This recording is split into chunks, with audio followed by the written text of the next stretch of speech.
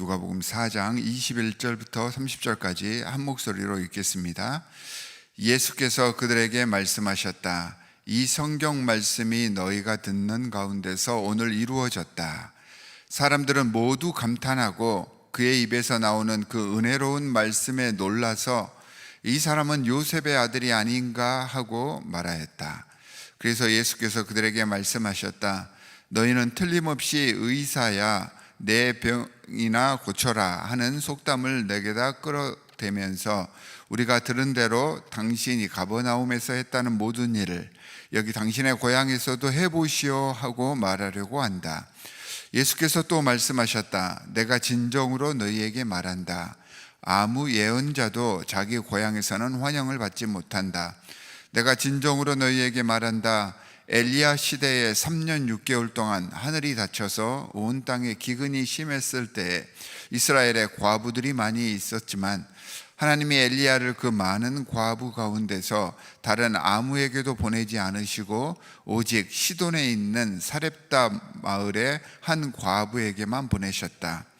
또 예언자 엘리사 시대에 이스라엘에 나병 환자가 많이 있었지만 그들 가운데서 아무도 고침을 받지 못하고 오직 시리아 사람 나아만만이 고침을 받았다. 회당에 모인 사람들은 이 말씀을 듣고서 모두 화가 잔뜩 났다. 그래서 그들은 들고 일어나 예수를 동네 밖으로 내쫓았다. 그들의 동네가 산 위에 있으므로 그들은 예수를 산 벼랑까지 끌고 가서 거기에서 밀쳐 떨어뜨리려고 하였다. 그러나 예수께서는 그들의 한가운데를 지나서 떠나가셨다. 아멘. 자, 오늘 말씀에서는 예수 그리스도의 공생의 사역이 소개되고 있는데 그 중에서도 예수님의 고향 마을인 나사렛에서 말씀을 선포하신 사건을 이야기하고 있습니다. 오늘 본문 말씀 보니까 예수께서 하나님의 말씀을 고향 사람들에게 증거하셨지만 그 예수 그리스도의 복음이 그 고향 갈릴리에서는 받아들여지지 않았다라고 오늘 말씀은 소개를 하고 있습니다.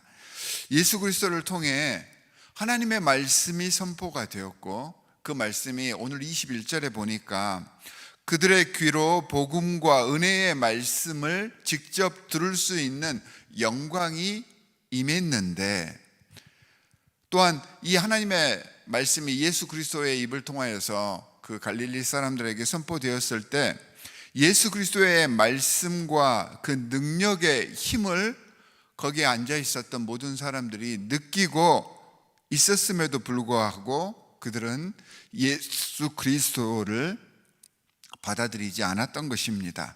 오늘 22절 다시 한번 볼게요. 22절에서 예수님의 증언과 그 입에서 나오는 말씀들이 그들에게 은혜롭게 다가갔음에도 불구하고 그러니까 그들이 감탄하였다고 했습니다. 예수님께서 말씀을 선포하셨을 때 감탄했습니다. 그리고 놀랐습니다. 그런데 그들의 입에서 나오는 말은 이 하나님의 말씀에 대한 감사와 찬양이 아니고요, 이 사람이 요셉의 아들이 아니냐 하고 의심하고 스스로 받은 그 은혜를 은혜로 여기지 않았던 것입니다. 우리가 세상을 살아가면서 세상의 시류와 세상살이 속에서 나도 모르게 우리 몸에 배는 습관 같은 것이 있습니다. 모든 상황이나 사람 관계에서의 상대를 이해함에 있어서 사람을 겉모습으로 판단하는 것입니다. 눈으로 외관상으로 보여주는 것들에 집중하여서 다른 사람들의 외관과 그들이 가지고 있는 것들에 더 관심을 갖습니다. 그가 무엇을 가지고 있는지, 그 사람의 지금의 모습이 어떻게 표현되는지 이것에만 포커스를 맞춘다는 것입니다. 심지어 하나님과의 관계 속에서도, 그러니까 신앙을 이야기하며 진정한 삶의 태도를 이야기할 때도 그 속의 진정성, 그 속의 영성의 깊이보다는 겉으로 보여지는 외관의 모습, 그러니까 우리가 쉽게 접할 수 있는 익숙한 것들이 가치 판단의 기준이 되어버린다는 것입니다. 자, 누군가에 의해서 놀라운 은혜의 말씀이 선포가 되었고 그 말씀을 받고 자신도 감격하고 큰 영적인 깨달음을 얻었음에도 자신들 속에 나타나는 그 은혜의 역사보다는 이 은혜를 깨친 그 상대방의 영성보다는 그가 입고 있는 옷 매무새, 그의 출생 신분이 더 중요해져 버린 것입니다. 이런 겉만 추구하는 인간적인 판단의 결과가 오늘 예수님을 배척하는 이러한 황망한 모습을 만들어냈던 것입니다. 그리고 예수 그리스도에 대한 나사렛 사람들의 이런 겉모습을 바탕으로 하는 평가가 어디서 나타났을까 제가 한번 묵상을 해봤는데요, 바로 익숙함에서 오는 편견의 결과가 아닌가 생각을 합니다. 내가 예전에 알았던 요셉의 아들 예수 그리스도, 익숙함에서 오는 편견의 결과입니다. 익숙함이라고 하는 것은 의례 그러겠거니 하며 상황을 미리 판단해 버리게 합니다. 그러다 보니까 상황과 그 사람에 대한 감상을 한정시켜 버립니다. 사실은 우리가 1년, 2년만 보지 않아도 이 사람이 어떻게 변했을지 우리가 알지 못하잖아요. 얼마나 괄목상대했을지, 아니면 얼마나 전혀 다른 사람으로 전락해 버렸을지 우리는 알지 못합니다. 하지만 이 익숙함이라는 것이 우리의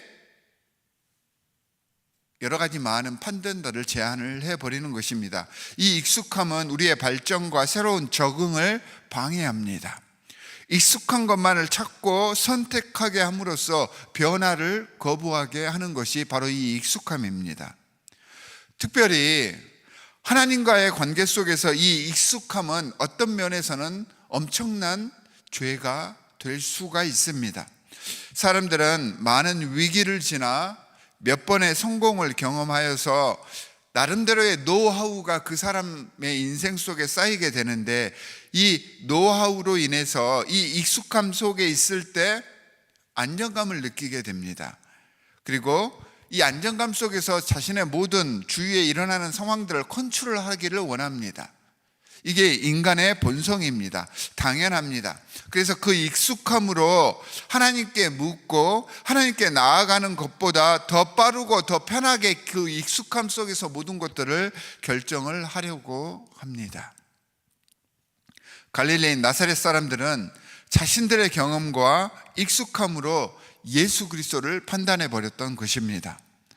자신의 가슴을 떨리게 한 그 말씀에 감동을 준 그 은혜의 도전과 신호를 무시해버리고 자신의 익숙함에 모든 것을 묻어버리고 결정을 해버렸던 것입니다. 사랑하는 성도 여러분, 신앙은 나를 벗어나 하나님께 나아가는 것입니다. 이게 무슨 말이냐 하면, 신앙은 나의 익숙함에 의지하지 않는다라는 것을 선언하는 것입니다. 왜냐하면 하나님이 우리의 한계를 뛰어넘는 무한하신 분이기 때문입니다. 타인으로부터의 소리를 듣고 받아들인다는 것은 새로운 것을 내 안에 품어서 이 새로운 것으로 내 속에서 갈등하게 한다는 의미인데, 익숙함만을 추구하는 사람들은 이 새로운 것들을 받아들이려 하지 않습니다. 다른 사람의 말에 귀를 기울이려 하지 않습니다. 신앙생활을 하면서도 하나님의 음성을 거부하고 무시하려고 한다는 것입니다.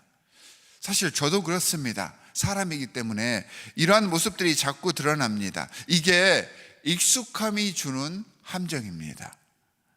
이 익숙함의 함정에 사로잡히게 되면 내 안 어딘가에 존재하고 있는 나만의 죄악된 것들이 있잖아요. 이러한 죄도 결국에는 내 속에 자꾸 있다 보니까 익숙해져 버립니다. 그래서 마치 이 죄에 익숙해져 버려서 내가 지은 이 모든 것들이 죄가 아닌 것처럼 느껴져 버립니다. 새로운 빛이, 말씀이 외부로부터 들어와 조명해 주어야 하는데, 철저하게 익숙함 속에 나를, 내 스스로가 가둬버리니 우리는 속절없게 없이 그렇게 내 속에 있는 죄 때문에 또 타락해 가는 것입니다. 오늘 본문의 나사렛 사람들은 이처럼 익숙함으로 모든 것을 판단해 버리고 예수님을 배척해 버렸습니다. 우리의 신앙생활도 이 갈릴리 나사렛 사람들처럼 익숙함의 함정에 빠져서 우리 스스로의 모습을 보지 못하지 않는지, 매 순간 우리에게 임하시는 이 예수 그리스도의 사랑과 은혜를 이 익숙함 때문에 애써 외면하고 배척해 버리고 있지는 않은지 돌아볼 필요가 있습니다. 그러다 보니 그렇게 바라던 기적의 순간을 목격하면서도 편견과 아집에 빠져 기적을 기적으로 볼 수 없는 것입니다.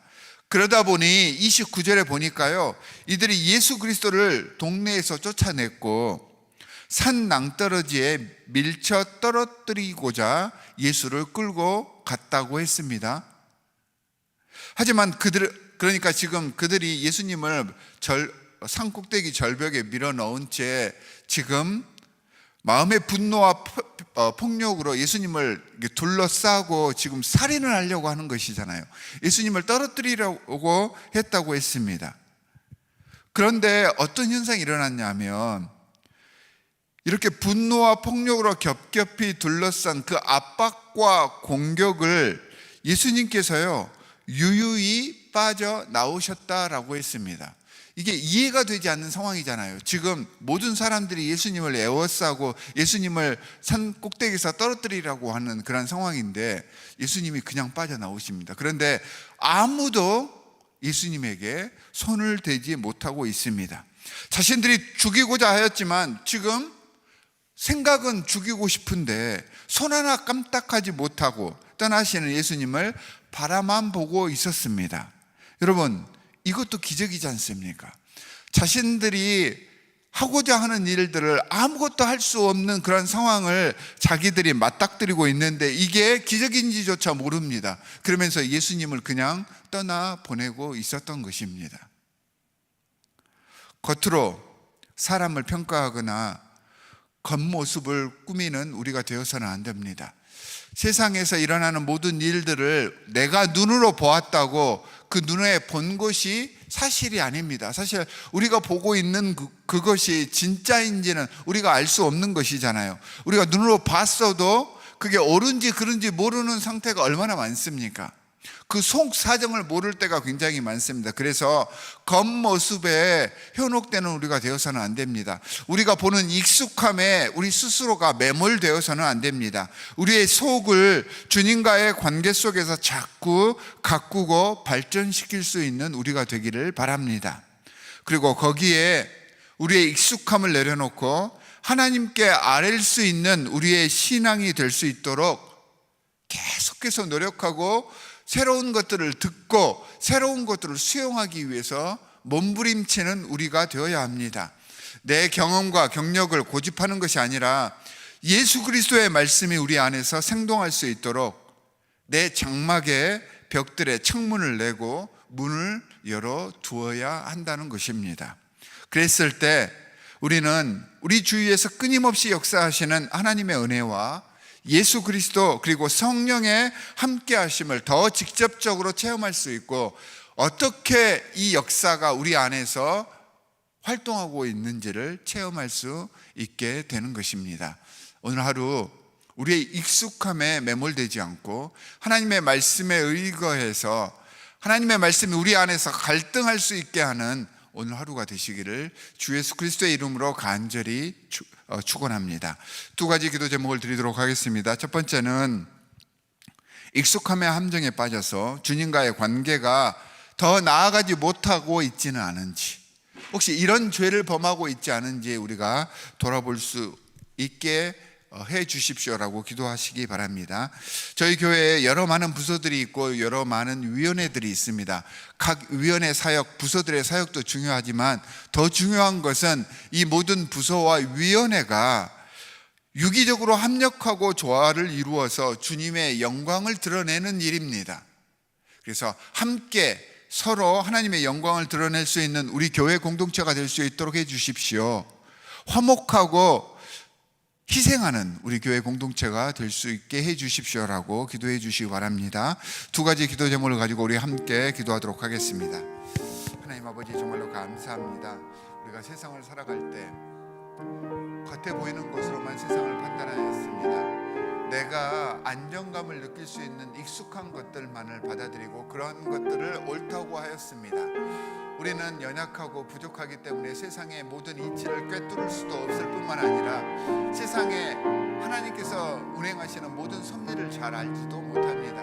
하나님, 이러한 상황 속에서 우리가 자꾸 우리의 인간적인 생각과 판단으로 모든 것들을 판단하려고 할 때가 너무나도 많았는데 용서하여 주시옵소서.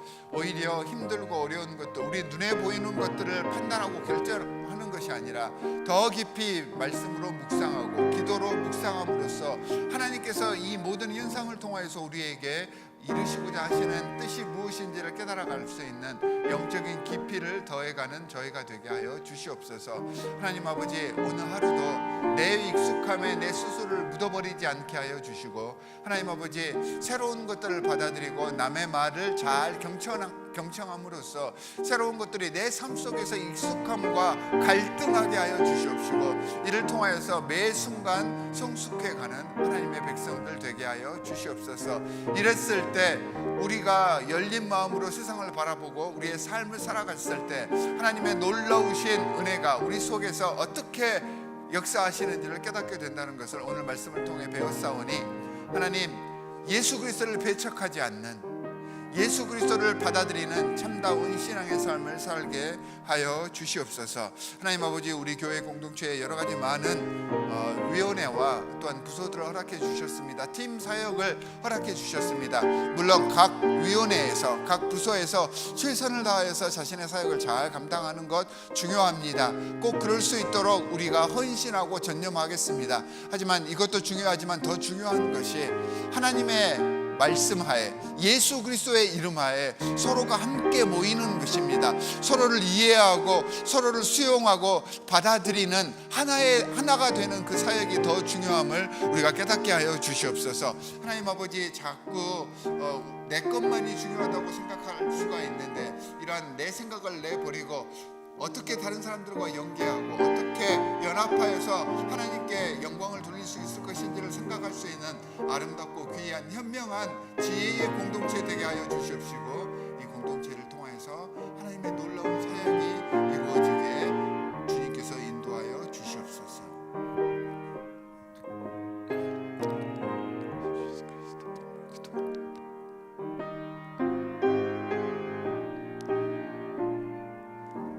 아버지 하나님, 감사합니다. 세상을 바라볼 때 겉만 보고 판단하지 않게 하여 주시옵소서. 심령을 감찰하시는 그 하나님을 깨닫게 하여 주시고 우리의 속을 매 순간 건실하게 만들어갈 수 있도록 주님께서 인도하여 주시옵소서.